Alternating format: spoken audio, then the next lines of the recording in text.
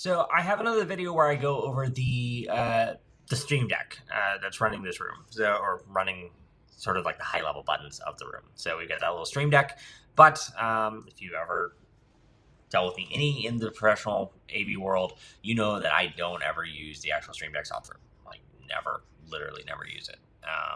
The only good application I've ever seen for that has been when I had someone who just like they needed web pages, but and there's actually ways to do this now, and maybe I need to go revisit. But for me, I'm always way deep in the weeds on device controls, and so Companion is where it's at. Bitfocus Companion, there's no way around it. You got to know it.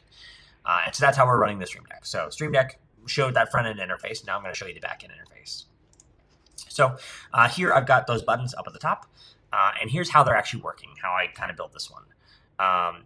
These buttons are easy. These are the knobs on the bottom. So we have a Behringer XR18 that is actually controlling all the mics for the room. So all the mics get plugged into it, and it's got the headphone out.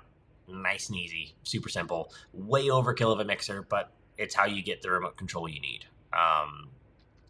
And so these knobs are just controlling that bus master, just native Companion controls. They're adjusting that bus master. I have it doing steps of 5 dB because 1 dB you just were turning and turning and turning. So you've got those steps there, and then the press action is whether or not you're soloing it. Now, that's so soloing it. What we're actually doing is the headphones are plugged into the headphone bus, the solo bus, nice and easy.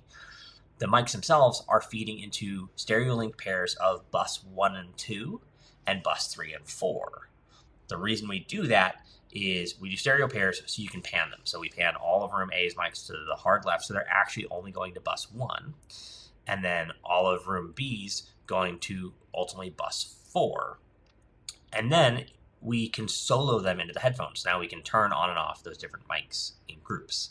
Meant that it was really easy to adjust the faders for levels, adjust the mix buses, kind of like subgroups-ish.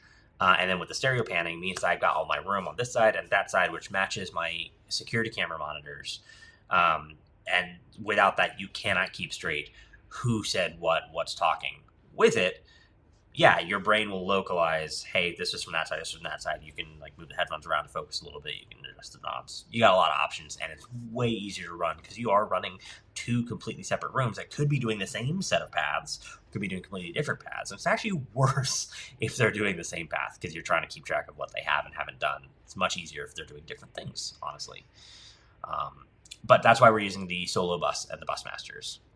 So we've got that going on. This one also is pretty simple. It's just adjusting that solo level up and down. Cool thing about those is when we turn them on and off, we're also setting a little Companion variable. So we're setting a custom variable in Companion called A listen or B listen. And that is driving the feedback on this one. So if that variable is set to on, or actually, sorry, this is going off the actual bus master. It's not doing it off of the variable. I'm using variables in other places, but this one's going off the bus master, so it's actually getting feedback off the XR and saying, hey, whatever the state is, show which icon do you want. We have one icon with it crossed out, one icon with none. This button itself has a couple different steps to either hit this cue in QLab, which turns the mic on, or on step 2, it would turn the mic off. And then it's got some, it's actually not using feedback, it's using the ability to set the background color so that it's changing that background color between like a green and this darker purple. Here I'm using, this one is not using feedback per se, rather we've used these variables in the string on the button itself. So that's why we're setting those variables there. That A listen, B listen I talked about is driving the name of this button, so it just drives the text on it. This is easy, hitting a cue. These, well, we'll get to those. This one has a lot of different steps. And it actually, this button pushes another button. So here on this page, I actually have the buttons. This is the simple button. Like this one sets to Edison mode to Tesla mode for A. This one is A and B. And it's setting that internal variable, and it's also starting that queue in QLab. Same thing for these racings. Setting a variable, starting a queue in QLab. Easy enough.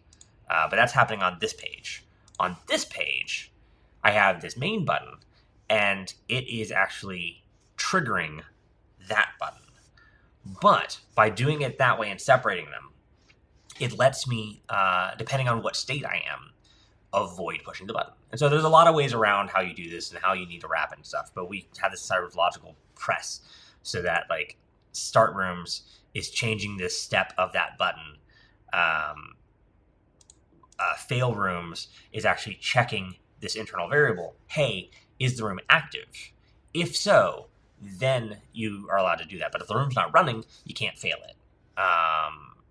It also, on the start rooms, once it gets to another step, it checks, hey, is it active? And it won't let you start it if it's already running. So you can't like double tap a room. And so we're doing a couple things like that where as you hold those buttons, it's checking these other states that it's been tracking internally. Now, it's got that variable, but it's not actually controlling it. QLab is. So QLab is when you're resetting or starting a room, sending those, okay, at this point, you should be in this state, this state, this state, and setting those variables. And then Companion and Node-RED are keeping track of those variables. But anything that's like systemic, in a row, in an order, queued up, comes from QLab. The other little bit of feedback is on this one.